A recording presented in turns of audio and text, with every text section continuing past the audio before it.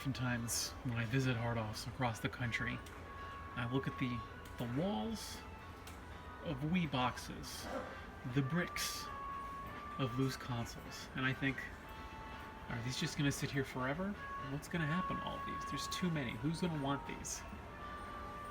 But then I think that maybe, 10, 20 years ago, when there were probably Famicoms on these shelves, on hard-off shelves,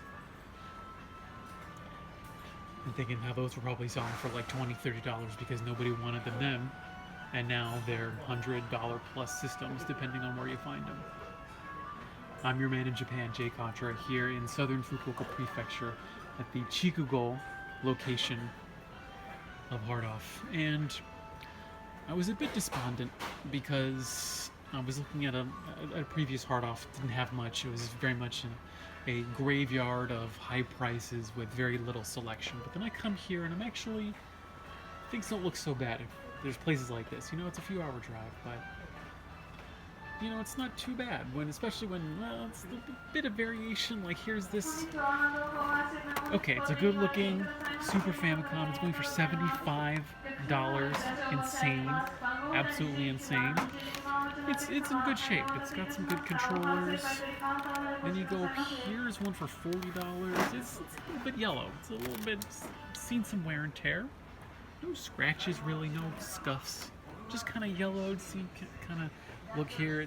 I don't know if it's a fault of the plastic, smoking, baking in the hot Japanese sun, but I've noticed that hard-offs, I don't know if it's corporate policy, if it depends upon if they have someone who actually gives a crap to grade things by condition, but they're starting to actually grade things by condition. I'm noticing that more and more. This N64 here I thought was a bit more expensive than perhaps it should have been. This is going for about $100. Loose N64 shouldn't really be above $40, but when you pull it out from the shelf, you've got 4 controllers, they're probably about $10 a pop. You've got Smash Brothers bundled in. Not so bad. A little bit pricier, but so be it. At least, okay, alright, someone actually, I can tell. You know why I can tell? There's an employee here who actually gives a crap. It's because these have been punctured open to save the integrity of the stick. Oftentimes, hard-offs will bundle in consoles like this, and you'll get this plastic that goes over the analog sticks, and it just ruins them. And that drives me absolutely insane, but someone actually cares. And that's nice to see. Oh man, a Model 2 for $100. That's insane. That's crazy. The Genesis, I'm going to do a whole video on the Genesis and how just insane Genesis collecting is here in Japan for a lot of reasons. But I was just going off on the halogen, the lights that are in all of these places. And this is true not only of hard-off, but of other video game stores in Japan where you can tell, and it's so clear on Xbox, especially on Xbox One boxes.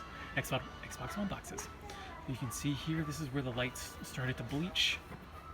So over here, this is at least where you got some of the original green color. You can kind of tell over here where it hasn't quite been bleached yet, but this is happening to so many boxes and consoles all over the country, and it makes me sad. Also, I'm also happy to see PlayStation boxes here. The PlayStation collecting has really taken off. I'm actually probably going to end up buying this PS1 here. Box is in pretty good shape, I believe it. Yeah, it has the manual and everything, so that's pretty good.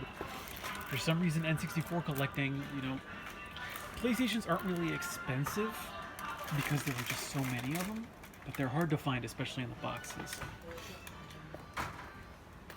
And you don't see these very often, although this is a DualShock box, so I don't believe this was... I think the DualShock took a while to come out in Japan, I think. Whereas when you go to the N64, you can find one complete... Well, okay, it's missing the AV cables. For some reason, I'm finding a lot of Nintendo systems in the box, but with no AV cables. It's a good price for an N64, going for $43. I just wish they had proper AV cables. You've got all of these Super Famicoms. There's a lot going on here.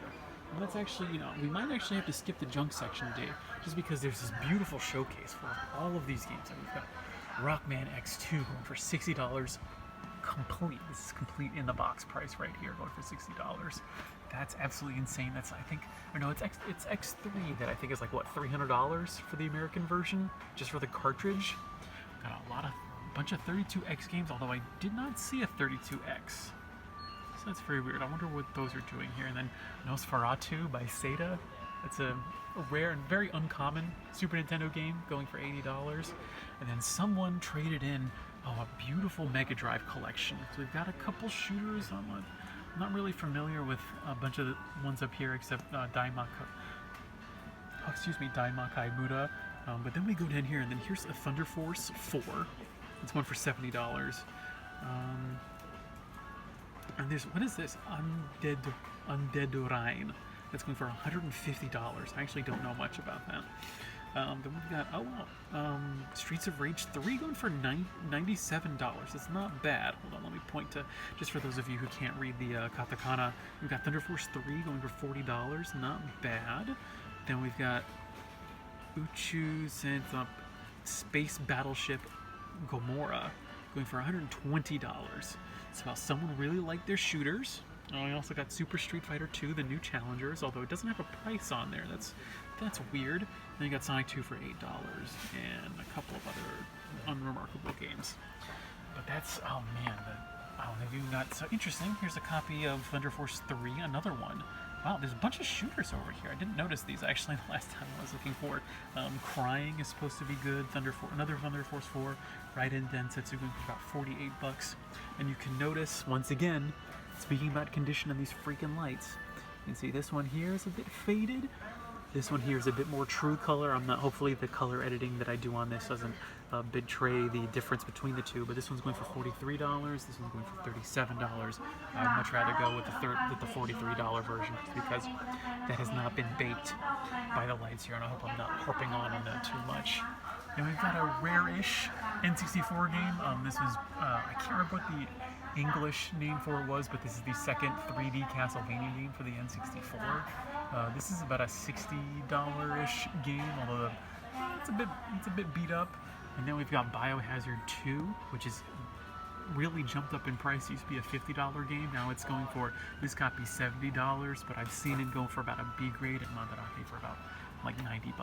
It's one of the few pricey N64 games. And we got Dracula X. In Japanese, it's Double X, excuse me. This is probably the hardest Castlevania game I've played yet, and it's one for $80. It's not bad. I actually paid a bit more. I paid Tokyo prices because I never could find it. Maybe if I just waited, I could have saved like $40 on it, but I'm okay with my purchase just because I love Castlevania. Here's one going for, here's Super Castlevania going for $50. Anything else exciting? And then, this is interesting because here we've got Mega Man X2. We're going for $50 as opposed to that one that's going for $64. I don't know why that's priced differently. It seems to have everything. The condition seems about the same. There's Rockman and Forte. I can't remember, what did they call him? Rockman and Bass in English. And then here's a nice copy of Earthbound going for $25. That's not bad. In Tokyo, even Earthbound is, like, depending on where you go, it can be really jacked up. Copies, wow. There's a lot of good stuff here. There's a lot of good stuff here. So there's Batman Returns. It's a good beat 'em up. There's Terra Enigma. It's upside down though. It's going for $40. That's $40 isn't bad. Not bad. Final Fight going for $30. Some really great games here. I think that's all I've played, all I recognize. Although then, of course, there's Seiken Densetsu. Get the light out of the way. Seiken Densetsu 3. That's the sequel to Secret of Mana, going for $20. Not bad. And we got Super Mario World 2. Super Mario Brothers 4, also known as Super Mario World, going for $20. That's pretty good, actually. I got a couple of shooters that I'm not familiar with, and then we got Super Contra, or was it Contra 3 Alien Wars, going for $75. That's actually pretty good. That's a really expensive game now. It's a real shame. So I need Contra. I need more Contra. Anything else? Okay. I think we skipped. We skipped Super Mario Brothers in the box for $20. Skipped Earthbound Zero, also known as Mother, going for $15. Although it does not have the manual with it, which is unfortunate. Because 20 bucks for Mother is really good, especially when you compare to Tokyo. There's Return of Samus, 35, and then I want to say that's, yeah, the Castlevania 2 going for 30 bucks. That's actually pretty good. I might buy that. It's even got the old stickers. That's really cool. I love it when you see the old stickers. Just because games were sold pretty much everywhere, so you get this variety of stickers depending on where someone else might have bought it. Nothing loose that's exciting. They do have Doom. Doom for 40 bucks. Wow. Oh, and speaking of Mega Man 3, you could spend $300 on the American version or $20 to get the Japanese version. And is there really that much of a difference? Oh, and there's Terminator 2. Anything else? No. Sin and Punishment, amazing game, $20. One of the few shooters. I guess you get that. It's technically a scrolling shooter, I guess. I mean, no, I guess not really, because you are kind of stationary. Although you do move around a bit. Okay, so that's Famicom. Let's move. I actually thought that was going to take a bit more time. Let's see what we can find. Oh, here's F-Zero. One of the first Super Famicom games going for $3. We've even got one of the Fire Emblem games for the Super Nintendo going for $10. Let's check out Bomberman 2. Very neat. There's just so much stuff here that there's almost just too much stuff. Because when you go in here, there's just very uncharacteristic of a hard off. Usually they're kept in pretty good order. I've noticed at this place in a couple of years that it's been here, you find just a level of disorder that has not been picked up, and I'm not exactly sure why. Look at this Mario Kart going for 13 bucks. Front Mission. I can't remember if it's Front Mission or if it's Gun something. Oh yeah, it's one of the games in this series is a really cool action RPG, whereas Front Mission itself is a really good Squaresoft RPG, but it's not as cool as like Gun Front or I can't remember what it's called. A Model 1 in the box for $80. What could be worse? When it first came out, you see the sticker there, it was going for $150 back in the day. And then we got this really beat up box, really beat up styrofoam, but an almost complete. I don't see any of the cables with it, but $75 for that Super Nintendo. And let's see, we got we've got like 3 copies of Densha de Go. It's a fantastic train simulator. The only, in fact, train simulator for the N64. It actually came with, you could get the cool train controller with it. That is one of the prizes of my N64 collection. It's a really fun game if you love trains like I do. But I feel like if you don't like trains at all, it's going to be super boring. So don't buy it unless you don't like trains. And then we've got Paper Mario. God, I wish I hadn't bought Paper Mario for $20 here. You can just find it for $9. But that was back in the day. For some reason, N64 stuff has just gone down in price. Most of it has. More Pod Racer, love it. And then I remember coming to this place one day, and it's all still here. It is just box after box after box of Sheeran the Wanderer 2. Which is actually a really good roll-to-like game. I really recommend you guys play it.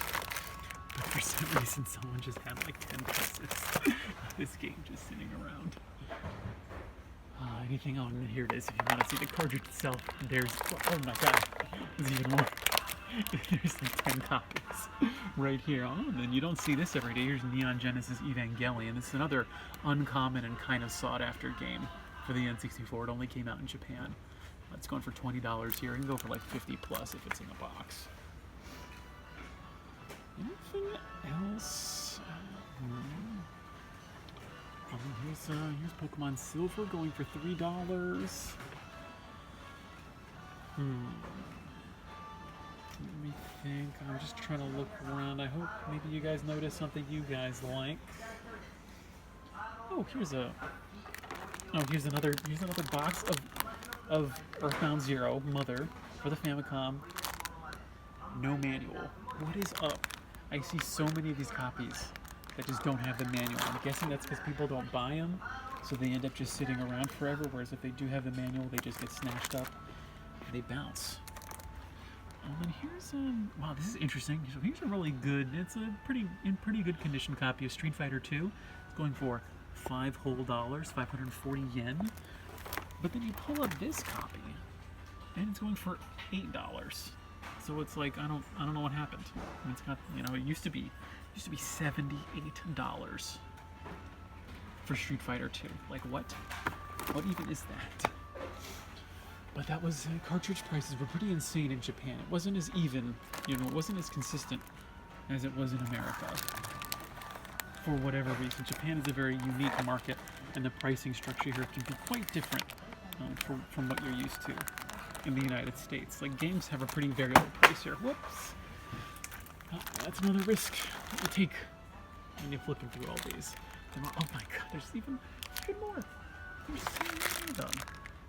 Oh my god, how many freaking copies? I'll show them one or two. Here are. So there's 3 copies right here. So that's 6 of these copies. I want to say I've never seen this many copies, and I don't believe there are that many copies of any game in Japan. Oh, and then here's Perfect Dark. Oh, fantastic game. I love Perfect Dark, and I love the Japanese color scheme. This was supposed to be because it used the N64 expansion packs. They wanted to theme it the red and the black from the expansion pack. There's F-Zero X. I love the original F-Zero, but I have not had the chance to play F-Zero X quite yet, but this looks fantastic. I don't know if I have the box for this. I wish I did. And then Banjo. Oh wow, then we got both Banjo-Kazooies. That's great. These are going for about $15 a pop. Not bad at all. We got Ocarina of Time going for 15 bucks. Pretty good. I wonder how much is a box? How much is an American CIP copy of Ocarina of Time? I'm not sure. Someone leave me a comment, please.